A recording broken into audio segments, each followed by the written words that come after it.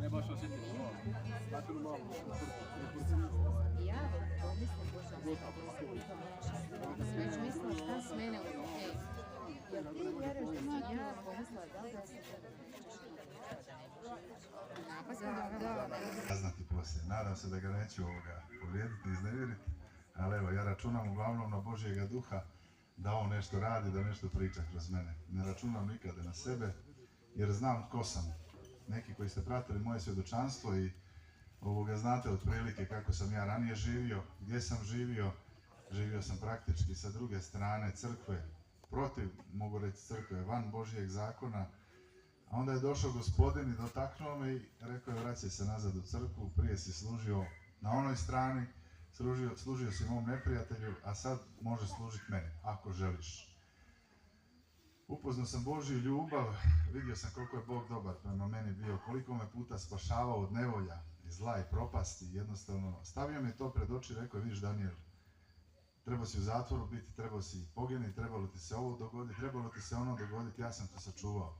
Zato što te ljubim, zato što imam plan poseban za tebe. Ja sam se na to spoznao i na tim riječima raspao doslovno i rekao sam: Gospodine, može, šta god želiš od mene, ja sam tvoj, želim, evo, služit ću ti kako god hoćeš. Mislio sam da to od tog neće ništa biti, ali Gospodin je ipak čuo što sam ja rekao i onda me i počeo upotrebljavati, počeo me mijenjati, počeo me život mijenjati totalno naopako. Sve, nekako sam imao svoje očekivanja da ću ja nešto činiti za Gospodina, a Gospodin je počeo raditi nešto svoje. Znači, van mojih očekivanja. I to je bolan proces čišćenja, to je bolan proces u biti umiranja sebi, umiranja svoje volji, ali tek poslije grešnik, ja veliki, saznah i uvidje šta je Gospodin s tim htio. Jer teško je, braće i sestre, biti s jedne strane i onda se preko noći praktički promijeniti. Jer kad godinama sijemo u tami, onda moraš godinama i žeti to što si sijao. Tako i meni trebalo je dosta vremena da bi se očistio, da bi se pročistio od sveg zla koje sam činio i sam, i s drugima i tako. Jednostavno taj se mora iščistiti, duša se moja morala iščistiti. Čak do tada me Gospodin isto na kraju pozvao, prije nekoliko godina pozvao me isto tako da živim kao pustinjak, u šumi, u Lici, među životinjama divljim i imam tamo presveto kao što i ovdje. Mi imamo svi zajedno presveto, tako i Gospodin dao sebe meni da mogu s njim živjeti. I mogu reći da je to najintenzivniji dio mog života bio što se tiče toga življenja s Bogom. I tu je Gospodin počeo sijati u mene, počeo ulagati u mene i počeo planirati ovo danas što radim.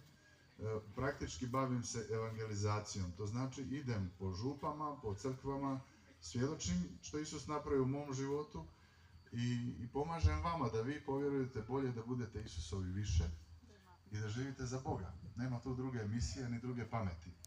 Zato se i događaju duhovne obnove. Tu se ne događa ništa posebno, nego Bog izabere neku budalu, nekog magarca, na primjer mene u ovom slučaju, malo ga opere, očisti, malo mu otvori bolje pamet da razumije neke stvari, onda kaže: idi sad pričaj ono što sam ti ja dao da razumiješ. Tako, i to je moja funkcija večeras isto s vama. Nisam nikakav poseban čovjek da imam nekakve posebne moći, ni neki veliki karizmatik, tako da nemojte od mene ništa očekivati, ni trčati za mnom, to vas molim. Ja sam običan čovjek koji vi, grešnik, možda grešniji od svih vas. Kad bi znali kakve ja grijehe sve činim, kakve sam činio, pola vas ne bi ni došlo tu. To vam je sigurno. Ali Bog ne gleda na grijehe naše, ne gleda ni na moje, ne gleda ni na tvoje. I dosta u zadnje vrijeme mi dolaze ljudi sa nekim teretom, kaže: zgriješio sam tako i teško mi s tim živjeti. A znaš šta Gospodin kaže na to? Boli me briga šta si zgriješio i šta si zgriješio. Ja uopće to ne gledam. Meni si važan i važan samo ti. Tako da, ako god ima takav neki osjećaj u sebi, kad se ispovjediš i kad kažeš: Gospodine, kajem se, žao mi je zbog toga, odričem se toga grijeha, taj grijeh samo propada, on više ne postoji, niti spomen. Znači, oprošteno ti je i zaboravljeno ti je. Sad trebaš samo oprostiti sama sebi i zaboraviti to. Jer što vrijedi ako ne zaboraviš? Isto se kod nas u narodu zna čut kad nekom trebamo oprostiti: ja sam oprostila, ali neću zaboraviti. A nisi onda ni oprostila ako nećeš zaboraviti. Jer Bog tvoje grijehe zaboravlja. Razumiješ? Zaboravlja ih. One više ne postoje. A ko ti sije tu krivnju? To ti sije neprijatelj. Zloduh, zao duh koji te prati i radi sustavno na tom da te upropaštava. Sustavno radi na tom da stvara u tebi nemir, da se loše osjećaš, da ne voliš nikog, da si ljud, da si srdit, da si bijesan, nervozan, nestrpljiv, da se hoćeš osvetiti. To neprijatelj radi. Dragi prijatelji, to nisi ti. Meni Isus isto objasnio, moraš govoriti duhovne istine ljudima. Jer mi mislimo često, to sam ja sam taj koji ima srdžbu. A u biti, demon srdžbe stoji iza tebe i tebe suptilno nagovara da se tako ponašaš. On ti se neće otkriti i reći, čuj, ja sam demončić i sad ću te ja natjerati da se srdžbom napadaš na ljude. To nećeš nikada čuti. Nego se on prikrije i gura te jednostavno kao da pod nekom prisilom ti tako reagiraš. I kad odreagiraš, skužiš, pa šta ja to radim? Ja to uopće nisam htjela, nisam htio, jel tako? I onda trči na ispovjed. U biti moramo znati ko to radi. To Gospodin isto želi da znamo duhovne istine. Da znamo s kim imamo posla, s Bogom, sa Svetim Božjim duhom, surađujemo, komuniciramo, pričamo sa anđelima, sa Gospom, sa svetima, a isto tako sa neprijateljima, sa zlodusima koji dolaze na naše rane i jednostavno nas malo po malo žele trovati, žele nas gurati u pakao i da druge guramo u pakao. Zato mene Bog poslao danas tu da ti kažem tu istinu, da ti u svom životu kažeš dosta je toga. Ja to više ne želim, ne prihvaćam. Želimo danas živjeti sveto. Želim danas živjeti čisto, kao što ovaj ćelavi Bradonja govori, da je ispravno. I tako treba, dragi prijatelji. Svaki drugi put je promašen put. Kad god ne gledaš kroz ljubav na drugog čovjeka, znači doslovno da ga prihvaćaš, da ga voliš, takav kakav jest, ti gledaš i surađuješ sa đavolom. Prosto što ti to kažem, ali to ti je istina koju moramo vidjeti, koju moramo razumjeti i reći ne, ja ne želim tako. Zato što Isus tako ne želi. Isus je došao da nas nauči, prijatelji, kako mi trebamo živjeti. On je se došao poučiti kako da se ponašamo, šta da radimo, gdje je neprijatelj, gdje je Bog i da se znamo tu ponašati u tom cijelom duhovnom metežu. Jer duhovni svijet se ne vidi. Materijalni svijet ti vidiš svog šefa na poslu, vidiš na računu kad ti dođe plaća, vidiš kad plažiš račun, to se sve vidi, a duhovan svijet ne vidiš. Kad si srdi, to se ne vidi, kad si ohol, to se ne vidi. Vidi se samo kad učiniš grijeh i onda ti bude poslije žao. A grijeh iz početka izgleda simpatičan, zamaman, misliš da je to prilika savršena i čim počiniš to odmah pad dole. A đavo se stoji sa strane i kaže uspio sam, ali ne želim se otkrivati. I to nije tragedija, dragi prijatelji, to je dobra stvar. Isus je došao da razotkrije djela tame, da razotkrije đavla gdje on djeluje i da mu se mi suprotstavimo na tom njegovom planu. Mi moramo reći, dosta je, u ime Isusa Krista ja se odričem i srdžbe i bijesa, ljutnje, mržnje, osvete, bludnosti, odričem se toga, prekidam sad odnos s tim u ime Isusa Krista, Gospodine, ja želim biti čista i sveta. Želim biti u slobodi od toga zla. I tada Božji duh počinje s nama surađivati. Na našoj slobodi, na našim blagoslovima. Ok, koliko mi se čini, svećenici su sa strana, ispovijedaju, pa svi vi koji ste za ispovjed sazreli, ili možda ćete sazreti kroz ono što vam ja budem govorio, pa sigurno je dobra prilika da se ispovjedite. Jer Isusa zanima to da se mi odrečemo grijeha, da za grijeh taj više ne gledamo, nego da gledamo u Boga. Gospodin želi da u njega gledamo cijelo vrijeme, jer on je radost. Psalam 1 govori da gledajući u Gospodina, stalno gledaš u Gospodina, ti postaješ kao Gospodin Bog. Dok ti gledaš u tamu, dok ti gledaš u svoje ropstvo, u svoje nedostatke, znaš šta, ostaćeš cijelo vrijeme u tim nedostacima. A Gospodin kaže gledaj u mene. Amen. Gledaš u mene, ja sam Bog koji ozdravlja, Bog koji oslobađa, Bog koji spašava, Bog koji iscijeljuje. Gdje ti je fokus više, tamo ćeš ti biti više. Jednostavno. Ono u što gledaš, zatim počinješ lagano ići. Sretnem često osobe koji imaju demonološke probleme i onda mi pođu pričat ko im je šta radio još iz 9. koljena. Baba ova, ona tetka, ona je ovo im nabacivali. I oni se samo vrte oko toga. Ko im je šta napravio. A Isus stoji sa strane i čeka. A ona moli, Isuse, kad ćeš me osloboditi? A Isus će kaže, kad pođeš vjerovat da ću ti ja to napraviti. Kad se odrečeš toga svega zla koje vidiš i koje ti je drago gledat, kad pođeš u mene gledat svaki dan, tad ćeš biti slobodan. Tad ćeš ozdraviti. Tad ćeš se osloboditi. Ja sam isto tako. Imao sam strahove strašne. Bojao sam se svega. Zbog nekih duhovnih ranijih problema. Čak rana nekakvih. Ja sam cijelo vrijeme samo u te rane gledao i nekakve đavle tuko i gonio. To ti je kao da uđeš u jednu prostoriju punu muha i pčela. I ne možeš je nikad ubiti ni izudarati. Ti samo i mlatiš rukama, one samo lete. Moraš jednostavno izići van iz te prostorije, uzeti nekakav otrov, pošpricati ih s tim otrovom, zatvoriti vrate i čekati da crknu. Onda dođeš sa metlom i lijepo ih pometeš. Tako mi moramo znati nadmudriti đavla u našem životu koji nam uzima mir. Svaki nemir tvog srca stoji đavo iza toga. Jel ima neko problema s nemirom ovdje? Jel ste vi svi savršeno mirni? Nek neko digne ruku koji ima problem s nekakvim nemirom u sebi. Pa dobro izgleda da ste neke duševne bolnice povinili. Nadam se da niste. Pitat ćemo poslije za fizičko zdravlje. Jel ima bolesnih na tijelu? Dignite ruke, slobodno. Dobro je. Onda ste dobri kandidati da budete tu i da Gospodin nešto čini s vama.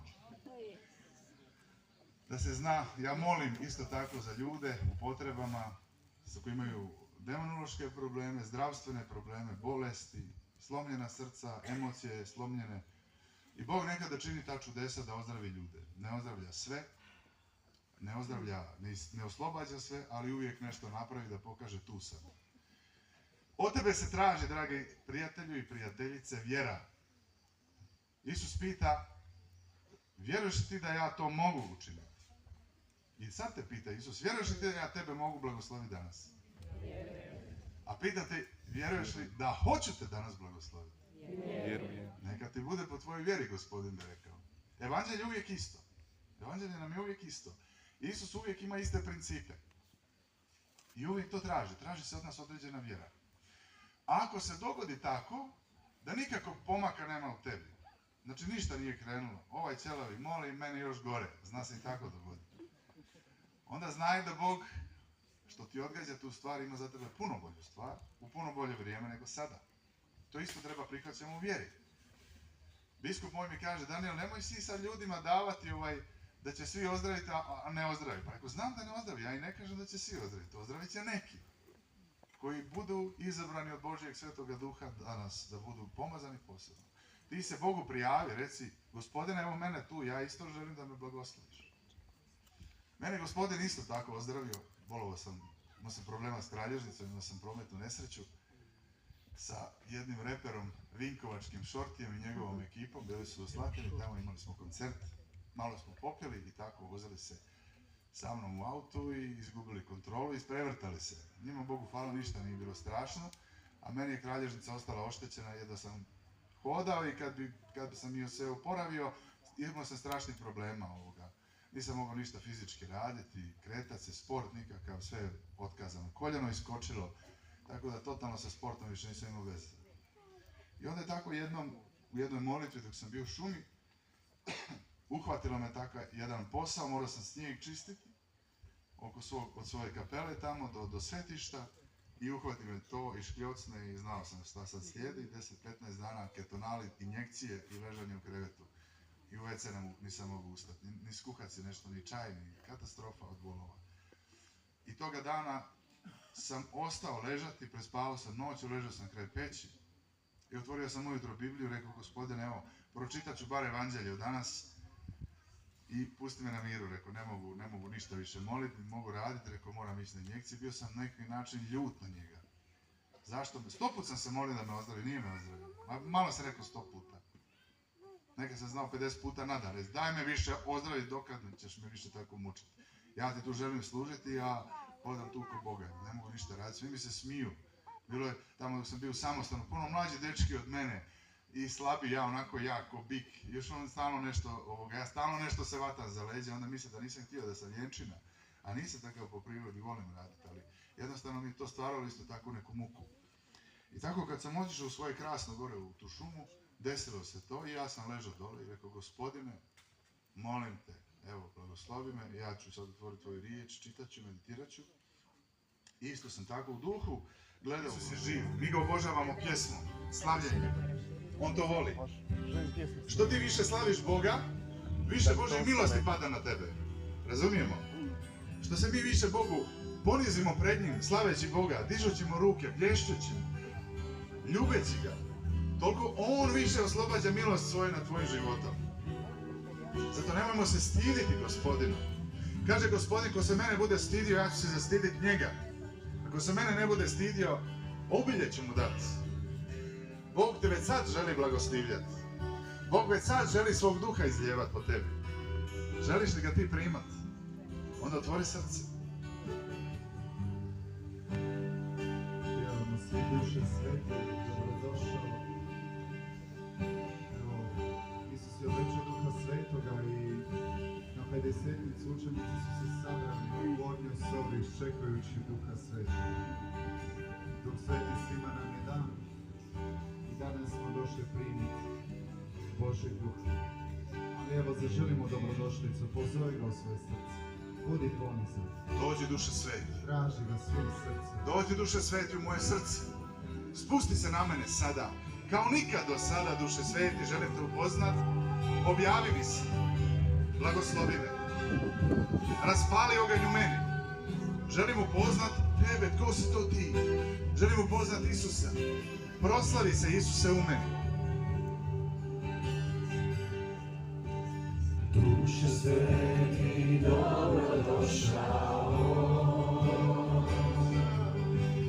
Duše sveti, dobrodošao. U ovaj hram, u ovaj dom, ovdje nek sve bude po tvom. Duše sveti, dobrodošao. U ovaj hram, u ovaj dom, ovdje nek sve bude po tvom. Duše sveti, dobrodošao.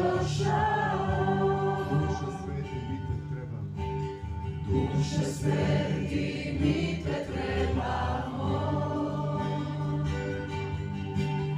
Duše sveti, mi te trebamo. Ove dane godine za zadnju žetvu spremljene. Duše sveti, mi te trebamo. U ove dane godine za zadnju žetvu spremljene. Duše sveti, mi te trebamo. Duše sveti, duše sveti, duše sveti, duše sveti, mi te trebamo. Dođi duše sveti. Trebamo te duše sveti. Spusti se na nas sada, na bolesne, na zarobljene, na slomljene srcem. Spusti se duše sveti na nas.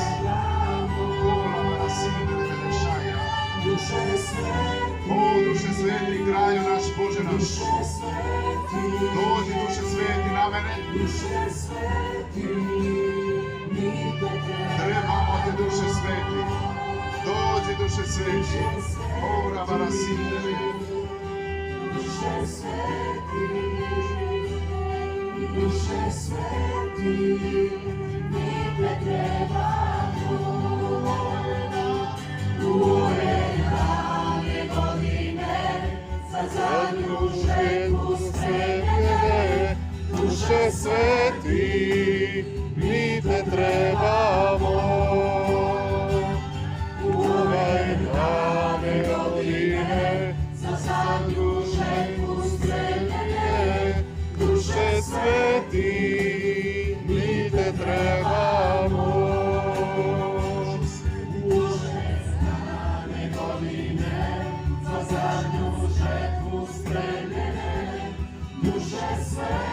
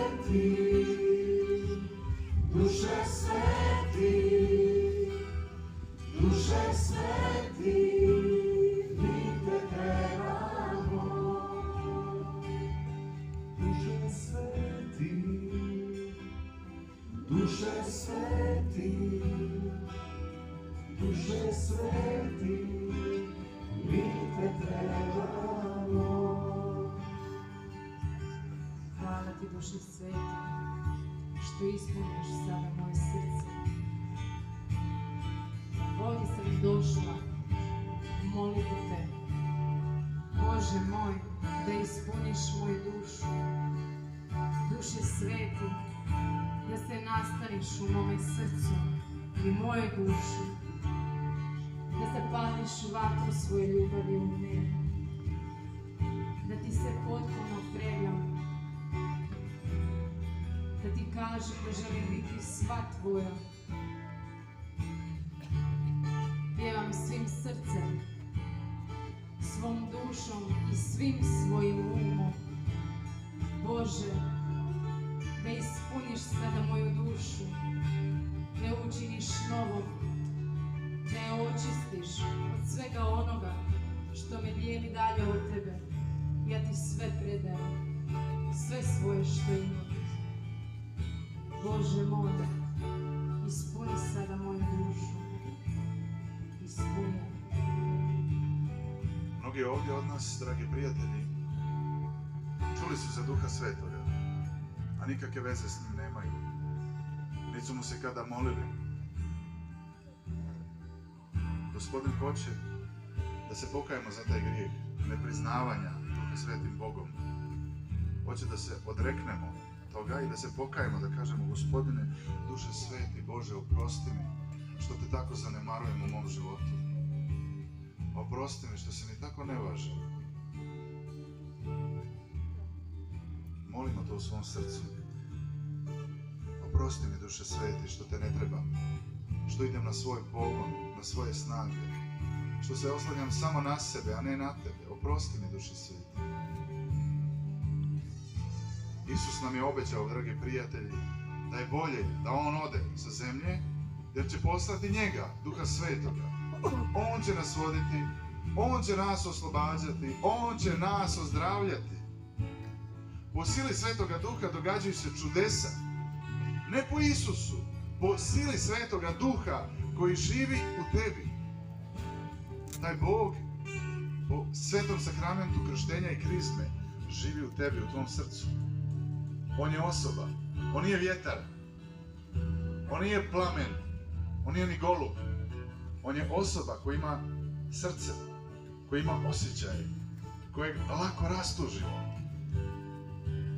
On je osoba koja je najnježnija koju možeš ikad upoznati. On je osoba koja se lako uvrijedi. On je osoba koja ima silu da te uskrsne od mrtvih. On je takav da ima snagu da ozdravi tebe od tvoje bolesti. Isus kaže, ako ja duhom Božim izgonim đavle, onda je došlo k vama kraljevstvo Božje. A taj duh Božji u tebi, pođi se s njim razgovarati u svom srcu.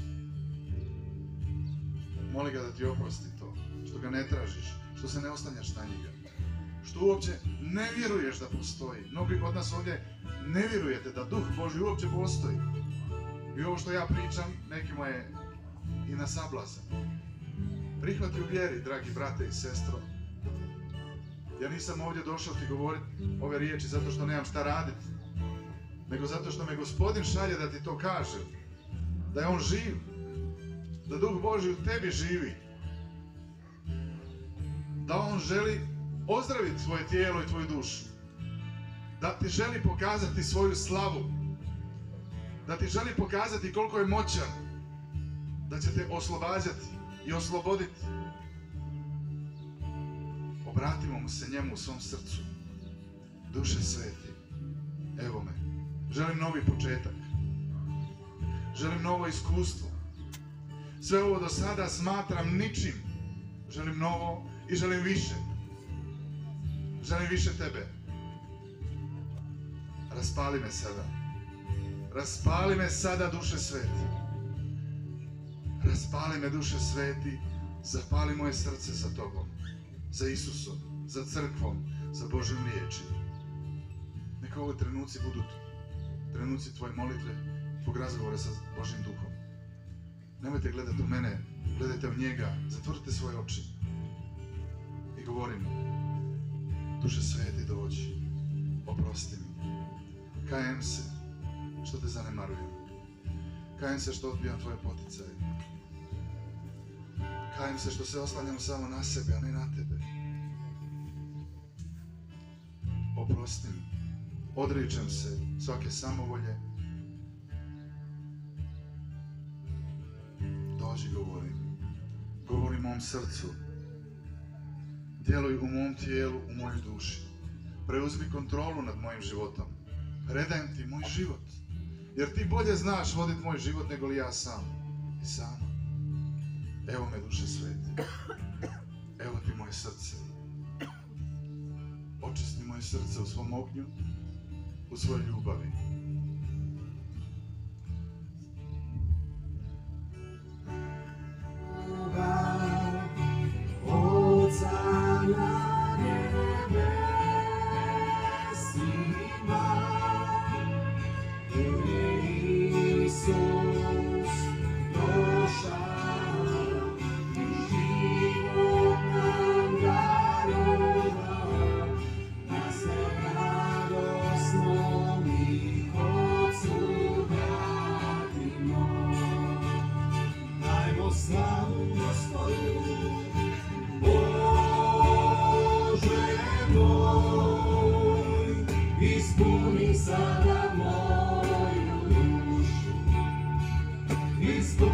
Sada moju dušu slavom svojom. Bože moj, ispuni sada moju dušu, ispuni sada moju dušu slavom svojom. Ispuni sada moju dušu. Bože moj, ispuni sada moju dušu, ispuni sada moju dušu slavom svojom. Bože moj, ispuni sada moju dušu. Bože ispuni sada moju dušu, ispuni sada moju dušu slavom svojom. Neka ova pjesma bude tvoja molitva. Ispuni moju dušu, Gospodine, slavom svojom. Na novi način, na poseban način ispuni moju dušu. Molim ti se, Gospodine. Priznajem te da si moj Bog.